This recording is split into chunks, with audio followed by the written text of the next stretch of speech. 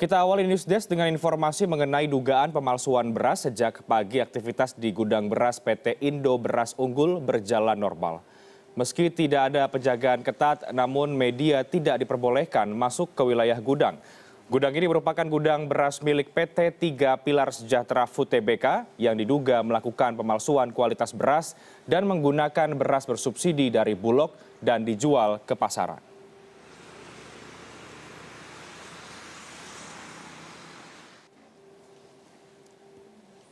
Kita langsung ke Femi Afriyadi yang saat ini sedang berada di lokasi gudang beras PT Indo Beras Unggul di kawasan Bekasi, Jawa Barat. Femi, selamat siang. Dari informasi yang kami dapatkan bahwa tidak ada penjagaan khusus di sekitaran pabrik setelah adanya penggerebekan. Adakah informasi lebih lanjut, Femi, mengapa kemudian tidak ada penjagaan di sekitar pabrik padahal sudah terjadi penggerebekan sebelumnya?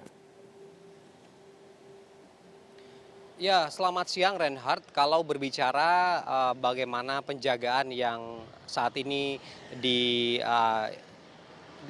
oleh pihak dari pabrik Indo Beras Unggul ini, memang dari pagi hingga siang hari ini kita tidak melihat ada aktivitas pengamanan yang cukup ketat. Walaupun pada Kamis malam lalu pabrik ini sudah digerebek oleh petugas kepolisian. Saya ingin memperlihatkan kepada Anda terlebih dahulu bahwa di belakang saya tepat ini ada sejumlah petugas dari kepolisian.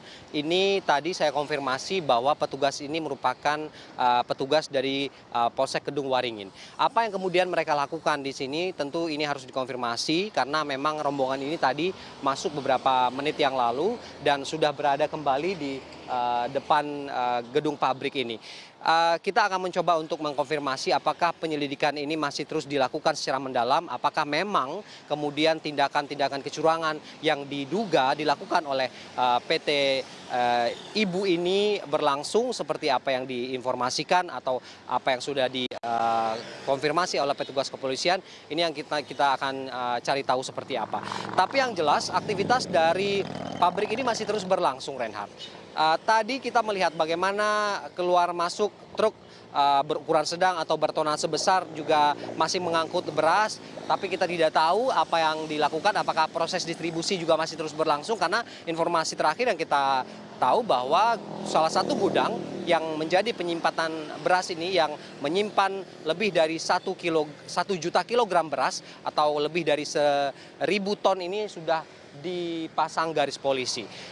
Saya sempat menanyakan kepada salah satu karyawan atau buruh yang tadi sempat berada di kawasan ini.